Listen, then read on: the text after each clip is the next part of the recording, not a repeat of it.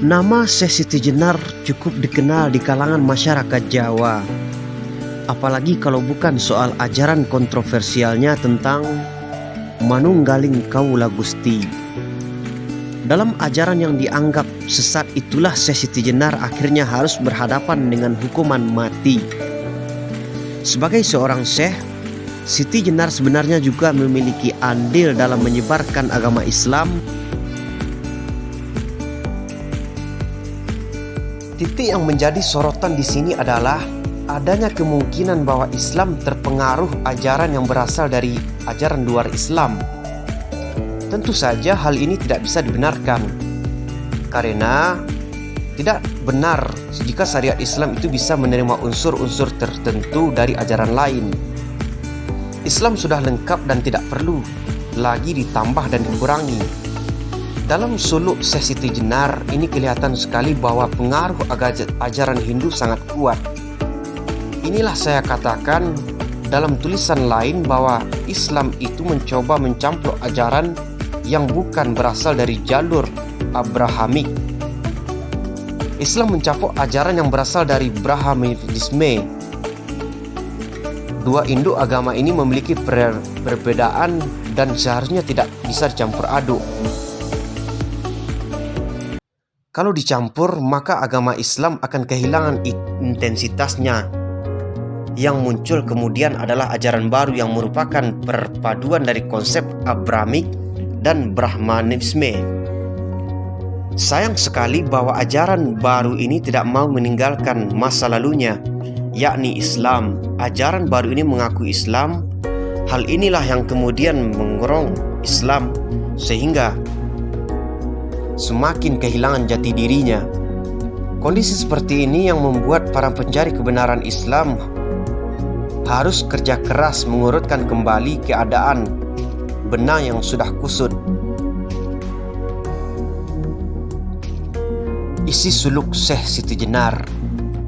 Suluk Syekh Siti Jenar menceritakan nasib Siti Jenar yang mirip dengan nasib Al-Halat. Tetapi dalam beberapa yang terdapat perbedaan mendasar tentang penghukuman itu. Dalam pembahasan ini digunakan sebuah serat yang berjudul Suluk Syekh Siti Jenar. Suluk ini menceritakan Syekh Siti Jenar yang dianggap sebagai wali yang sakti berasal dari bangsa Sudra.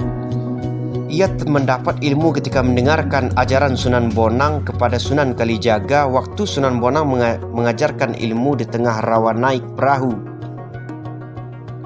Syekh Siti Jenar lalu mendapatkan ilham dan kemudian mendirikan ajaran. Ajaran Syekh Siti Jenar ini disebut sebagai tekad Qadariyah yang mengakui adanya zat Allah. Allah mempunyai 20 sifat. Dianggap melekat dengan dunia dan menjadi zat Allah atau wujud mutlak. Menurut ajaran ini, manusia terdiri dari dua anasir, yakni pertama, aku yang sementara yang busuk menjadi tanah. Kedua, aku dengan huruf yang abadi yang hidup dengan kayat kayun tanpa roh, yang tidak merasa sakit dan susahnya mempunyai 20 sifat. Aku mempunyai sifat jalal dan kamal. Inilah yang dianggap sebagai Tuhan. Wujud aku bersama aku, tetapi juga berpisah dengan aku.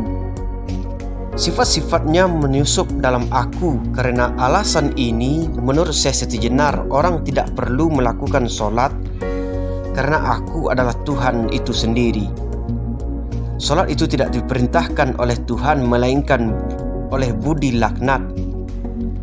Dengan terus terang, ajaran ini mengkritik ajaran Wali Songo yang dianggap sebagai ajaran orang bodoh dan mementingkan dunia.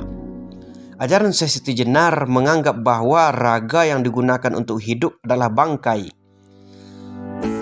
Ini mengatakan bahwa hidup ini adalah mati dan mendapatkan siksa karena merasa sakit, susah dan sebagainya. Hal ini seperti diungkapkan dalam suluk Syekh Siti Jenar sebagai berikut. Siti Jenar pemeng kuning urip, Oneng donya punika pralaya nyipta rinten ratri maut perwaning punai hidup. Ngunadika pangeran Sitibrit ngun rumaket pejah keh neraka kerasut. Lara lapa ngadem panas putek nyiu rojati pati suje urip kang mulia. Syekh Siti Jenar memandang bahwa dunia ini adalah kematian. Siang malam memikirkan maut tetapi merupakan awal dari kehidupan. Berpikir Pangeran Sitibirit terheran bahwa dekat dengan mati banyak yang masuk neraka, merasa sakit, susah dan panas, kebingungan, risih, susah di dalam mati. Karena hidup di dunia dianggap sebagai mati, tujuan di dunia ini adalah mencapai kehidupan yang lepas, yakni kehidupan dengan kayat kayun atau kehidupan yang sejati, hidup sebagai aku yang bersifat ilahi. Secara ringkas dapat dikatakan ajaran Syekh Siti Jenar menggemparkan para wali itu ada 3, yakni pertama, dalam diri manusia ada yang aku yang sejati, yang dianggap sebagai Tuhan sejati. Kedua, tuntunan agama Islam itu tidak perlu lagi, karena dalam aku sejati tidak perlu ada yang disembah dan yang menyembah. Aku adalah Tuhan yang mempunyai sifat 20. 3. Hidup ini di dunia ini adalah kematian. Tujuan utamanya ialah mencapai kehidupan yang aku sejati. Syekh Siti Jenar mendapat banyak pengikut, tetapi tidak sedikit muridnya yang kemudian mencari hidup dalam arti mencari kematian. Dengan membuat keonaran di mana-mana, Raja Demak yang telah mengetahui hal ini segera menyelidiki sebab-sebab keanekaan orang-orang yang membuat kerusuhan. Jika tertangkap, mereka tak segan-segan membunuh diri mereka. Setelah tahu bahwa mereka adalah murid-murid Syekh Siti Jenar, Raja Demak kemudian mengadakan musyawarah dengan para wali. Para wali menyelesaikan masalah ini dengan mengadakan pendekatan kepada Syekh Siti Jenar. Yang pertama, dikirim utusan Pangeran Rakyat Bayat dengan Syekh Domba agar datang ke tempat tinggal Syekh Siti Jenar untuk menyadarkan, tetapi Syekh Siti Jenar tidak mau menerima ajaran dan kembali ke jalan yang ditempuh para wali. Pangeran Bayat dan Syekh Domba kembali ke Raja Demak dan melaporkan bahwa hal-hal yang dialami kepada Raja Demak.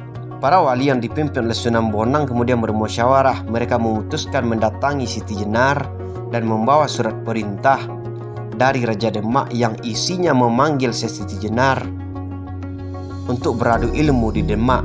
Yang mendatangkan Syekh Siti Jenar adalah Sunan Bonang, Syekh Malaya, Sunan Kudus, Pangeran Bonang, Pangeran Geseng.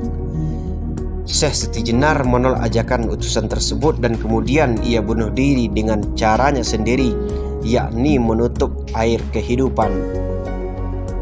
Dua muridnya ikut membela dengan cara meminum racun. Jenazah Siti Jenar kemudian dibawa ke Raja Demak dan diletakkan dalam masjid. Karena ada kejadian aneh, jenazah itu kemudian dimakamkan dalam masjid isi peti. Jenazah diganti dengan bangkai anjing. Kemudian bangkai anjing itu lalu digantung di tengah jalan untuk menunjukkan kepada masyarakat akibat perbuatan yang dilakukan oleh Syekh Siti Jenar.